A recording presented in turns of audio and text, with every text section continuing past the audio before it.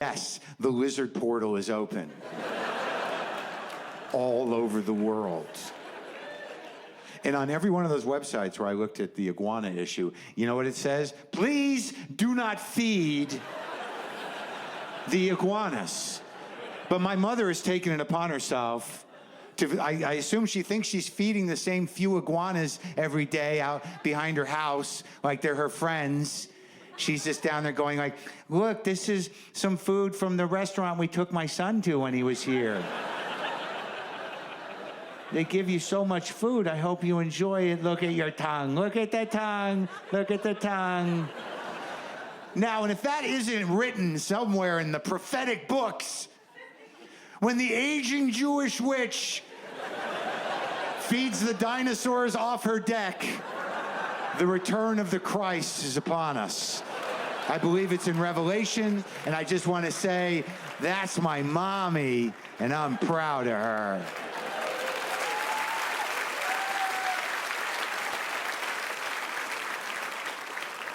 Yes, I'm doing what I can, people. I'm a 56-year-old man, just trying to stay woke, you know? Yep, I am of the generation that needed waking, for sure. I think I'm about 85% woke, and the other 15 I keep to myself.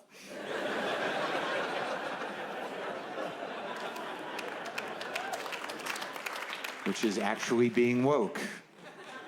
Is putting that voice in your head that goes, hey, you know, don't say that. Maybe don't say that. Good call. Thanks for getting my back. It's a close one. I mean, look, if you were to ask me if I was a feminist, I would say, of course, but, you know, I have my days. I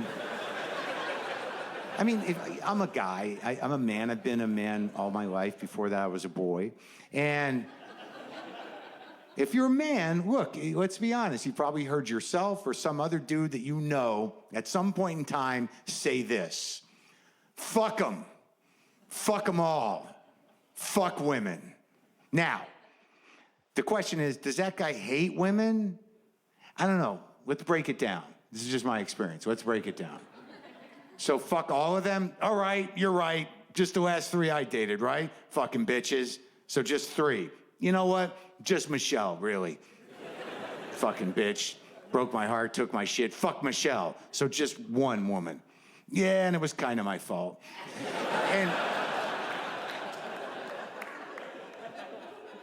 I think that's a pretty good working definition of woke. It was kind of my fault. And where you go from there will determine how woke you stay. But that's the beginning of it. You could go either way. It's a rough crossroads.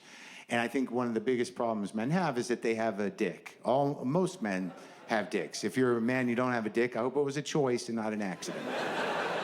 Dicks are a problem, and I think this is sort of the TED Talk portion of my show. I think I'll call it the history of my dick, and it's meant to be helpful. Trying to help men be respectful, empathetic, and care in the proper way with boundaries about women. And, well, dicks are, you know, it's a problem. It's an obstacle. Like, do you remember the first time you came? I'm putting this out there to the men. It's a big day. It's a life-changing day. A lot of times it doesn't even involve sexual thoughts. It just sort of happens for some reason, usually like when you're 8 or 9 or 10. Like for me, it involved a bath faucet with running water, and I stuck my dick in it. And I was 9, and I knew something was going to happen. I wasn't sure what it was, but it felt pretty big. And I could have been bad, it could have been good, but I stuck with it. Turned out to be fucking amazing. And a life changer. Really a great day. And honestly, I fucked that faucet for 1.5 years. Now, I'm trying to be honest and open. I'll get to the point of this. Then at some point, someone tells you what that feeling is. Maybe you got a kid who has an older brother, or somebody finds a porno magazine, or you find your parents' copy of A Joyous Sex hidden in a mattress, and you can look at fairly realistic renditions of hippies fucking. And once someone informs you that that feeling comes from putting your penis into a vagina, that just fucking changes your entire neural pathway issue. And it's sort of all you think about is putting your penis in a vagina from age 13 to like this morning. This is truth. It's all you fucking think about because it's amazing. Like, you know, I was sort of surprised when I learned about it, you know, because there was part of me that was like, when I was told about the vagina, I was like, really, it's not water? You know, like, so like, and it honestly seemed much more complicated, which I believe it to this day is true. But once you know, man, it's all, you just want to be in the vagina.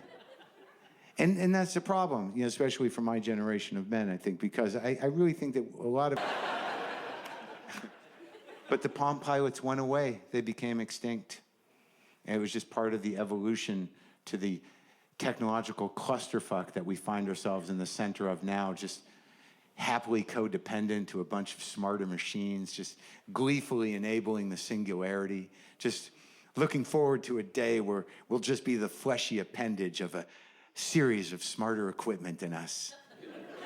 Ah, how convenient that'll be.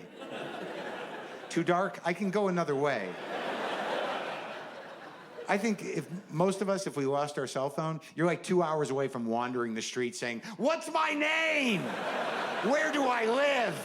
I have a family, but I don't know how to get in touch with them or where they are anymore. Are you okay, old man? Do you need to go to the hospital? No, son. I've lost my phone. Do you like me to call it for you, old man? Yes, please. Thank you, son. What's the number, old man? I don't know. I don't call myself. It's in the phone. Oh, no. Yeah, take me to the hospital." There was a time, folks, before cell phones and the internet.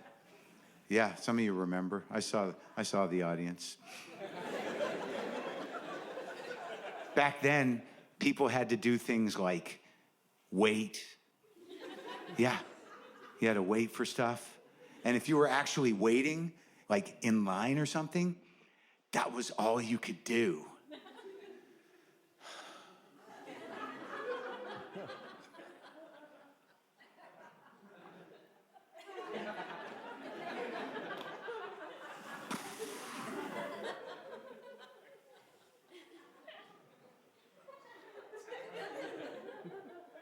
Did you feel all that space I created? That used to be around us all the time. There was all this space that wasn't mental space. I mean, you had to wait to check for your messages at the end of an entire day. Like, if you couldn't get calls at work, there was no way anyone could get in touch with you. And at the end of the day, sometimes 6 or 7 at night, you would go home, look at a machine on your kitchen counter to see if a light was blinking. And if it was, you'd actually feel a tangible jolt of excitement. Oh, message, someone called. And then you push a button, and like 8 out of 10 times it would be na na na na na na na na na na na na na na. Some of you don't even know what that sound is. Does that sound even exist in nature anymore? That was a sound on your machine if someone had hung up. Right? And if it went on long enough, you'd hear a voice go, "If you'd like to make a call, please hang up and try." What happened to that guy? I don't know. Can't be a good story. And then if you got some of those, you'd spend like 10 minutes just wondering, like, who called me and hung up? That was the kind of mental time we had back then. Like, what were we doing with all that mental space? Using our imagination, just letting our memories do what they do in their own time and pace. Like, back then, if you couldn't remember something, that was sort of the end of it. Unless, like, you couldn't remember something and you locked on, that was problematic, because what could you do then? Yeah, not easy.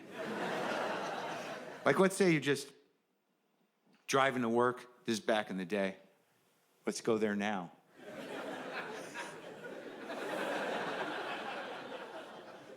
You're just driving to work, maybe listening to a cassette in your in-dash player through some Jensen coaxials or triaxial speakers. If you had a lot to prove, you had a power amp bolted onto the floor. Maybe you're listening to a little Leonard Skinner's Second Helping. Not a bad band. Stop judging that band. Solid rock band. A lot of good records. Amazing double live album. You're misunderstanding that one song. Listen to it again. Listen to it again. Maybe you're listening to Lil Skinner's Second Helping. You know exactly where the tape is fucked up from that day it got stuck in the machine. That was a tough few minutes. Oh, shit. Come on, man. Come on. Oh, yeah. Get it out, get the pen out, roll that cassette back up, pop it back in the deck. Now you know, call me the breeze, baby. Oh, that was that day. That was a terrible morning. So you're just driving to work, enjoying the music, no cell phone to distract you, no internet. Maybe you're just eating some trail mix on your way to work. I actually am old enough to remember when it became okay to eat trail mix in a non-camping situation. Like, there was definitely a period in my childhood where you only saw trail mix in the camping section at the sporting goods store. And then I remember vaguely seeing a guy just eating trail mix in Life. And I'm like, dude, can you do that? Like, what? Just eat trail mix outside of a camping situation? Yeah, it's just, nuts and dried fruit, sometimes chocolate. But you're not camping. It doesn't matter. It's just nuts and fruit, sometimes chocolate. So you can just eat it any time? Yeah, you can eat it any time. Like, I kind of remember when they freed the trail mix. I don't know if there was a corporate push behind it or not, but I remember, like, hey, we can just eat this anytime. It's just, nuts and dried fruit, sometimes chocolate.